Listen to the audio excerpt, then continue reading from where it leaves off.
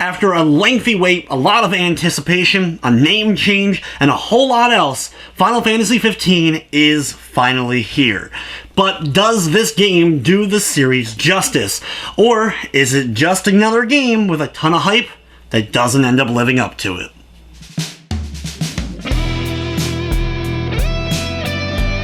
Before I begin this review, I just want to say that this will not be as in-depth as I normally would like to go with a review like this. Final Fantasy XV contains a lot of stuff, just from the core mechanics to everything involved in the game.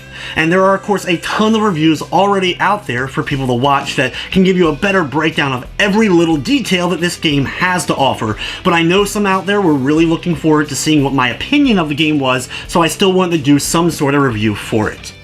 And with all the time I've spent with Final Fantasy XV so far, I can clearly say that I have absolutely loved my time with it.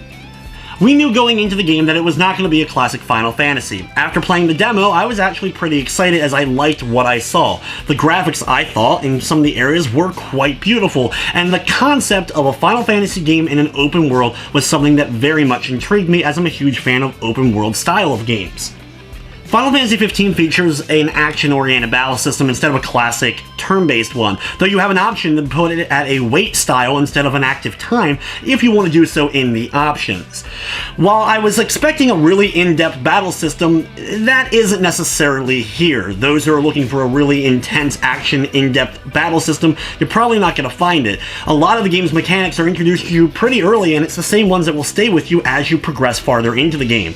The main character of Noctis can equip up to 4 different weapons at once. You could have a spell as well as 3 different weapons, or mix it up any way that you want. You have, of course, slower weapons and faster ones, and you have to figure out which ones end up working the best for you. I ended up tending to go towards the more heavy and harder hitting weapons in the long run. A big part of the mechanics, though, is also that parrying and counter system. A lot of times you will get a prompt and you have to hold down the square button and you'll be able to block and then counter your enemies that you're fighting.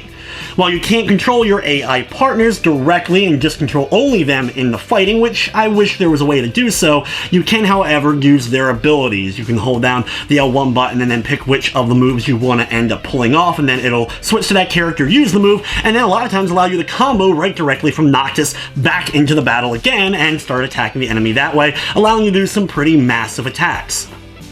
Another big thing about a battle system is the way that health is handled. Instead of just having you instantly die when you end up getting to 0 health, instead you have a secondary meter that slowly starts to deplete, which actually represents your total health. And your goal, of course, is then to revive yourself using potions and the like in order to come back up and be able to stand up, and you only can go up to how much health that bar is currently at. So let's say if you have 100 health total and then you end up getting down to 0, that will start depleting slowly to only 90 maximum health, or 80 or 70, and you'll have to either use items or wait to the end of the battle in order to get that max health back. However, once you end up wiping out in both of the meters, then it is a game over for your character. Your partners are the same way. You can revive them and they can revive you and bring you back into the battle as well. Another cool mechanic of the game is the way that spells are handled. You actually find deposits of like fire, thunder, and snow, and you'll be able to combine them using certain percentages to create spells that you're able to use. It's not as like you'll get the spell permanently and be able to use it unlimitedly. You have to keep doing the things to make different spells, but I thought that was a really cool aspect to the game. One thing I don't want to dive too heavy into as far as spoiler territory is the story of the game. I will say, however, I did enjoy it. I really like the characters of Noctis, Gladio, and Ignis. Prompto isn't my favorite, but he grew on me as I got farther in, and there's a lot of great side characters that you meet along your journey, which was to be expected. I do feel like the plot ends up jumping to a conclusion a lot faster than I would have liked. Kind of like the final pieces end up falling into place really fast, and I feel like the ending is a bit rushed for my liking. As far as length goes, if you just focus main story, it's actually particularly short for a Final Fantasy style of game.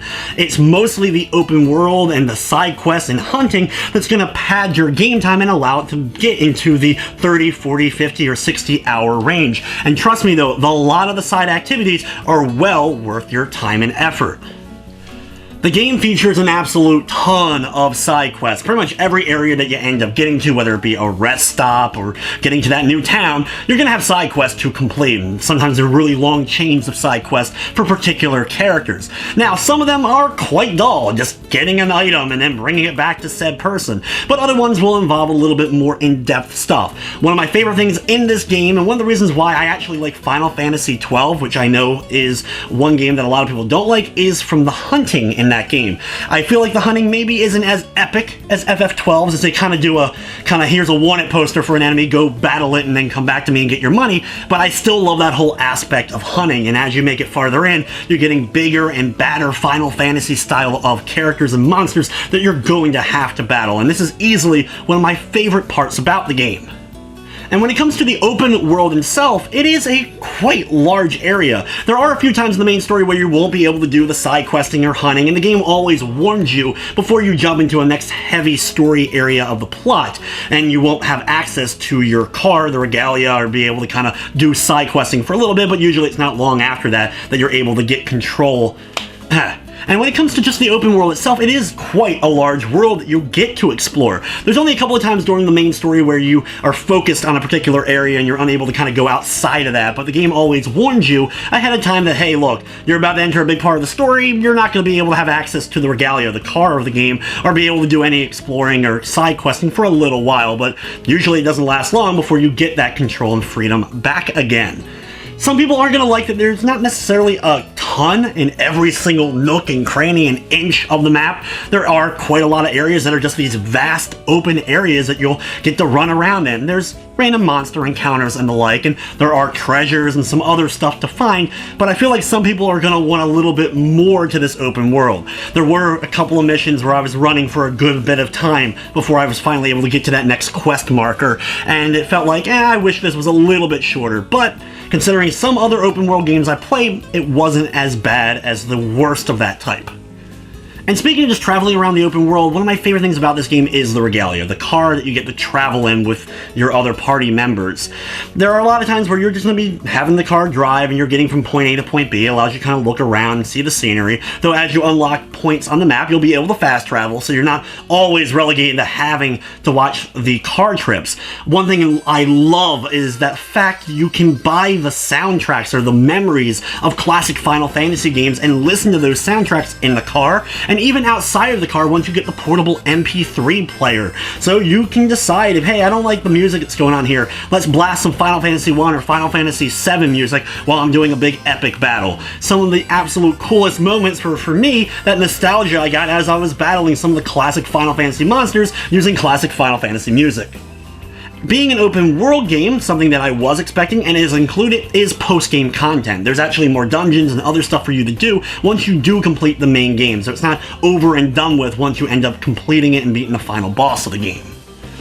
Then there's the summons, which I wish there were more of them. I love the summons, especially from the Espers of Final Fantasy VI and the summons from Final Fantasy VII. I wish there were more included here in FF15 because they just are that amazing. When you first summon one, they appear this giant summon in the sky and crash down with a big move, wiping out everything in its path. Then afterwards you get to see like the scorched earth, and the summon hangs around for a little bit. You can actually kind of look up at them and just see how massive these summons truly are in the game, and that's why I wish there were more of them, but they are really, really cool, the ones that are included.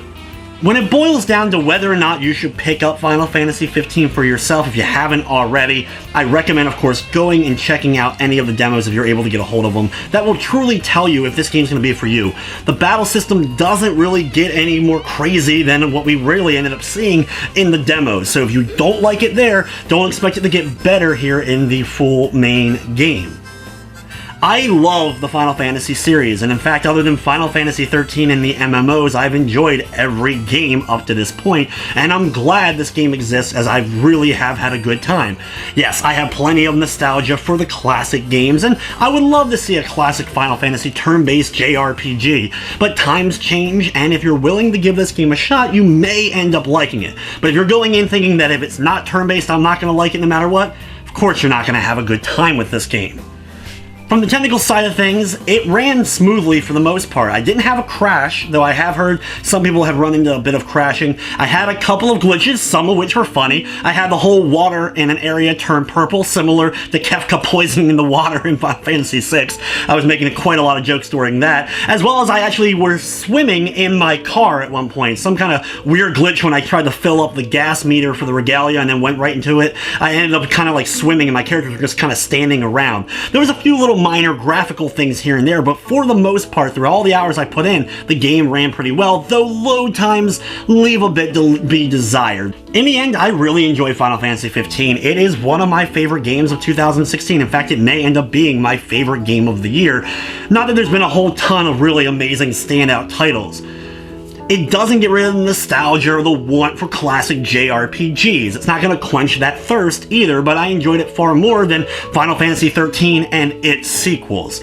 I'm not sure if we're going to see another game similar to this ever down the road for Final Fantasy, and maybe a sequel to Final Fantasy XV at some point, but if they do, I totally welcome it. With everything said and done, I'm going to be giving Final Fantasy XV one of my highest ratings, a 9 out of 10. But anyway, guys, that's going to wrap up this review. I'd like to thank you for watching, and of course, I hope you enjoyed.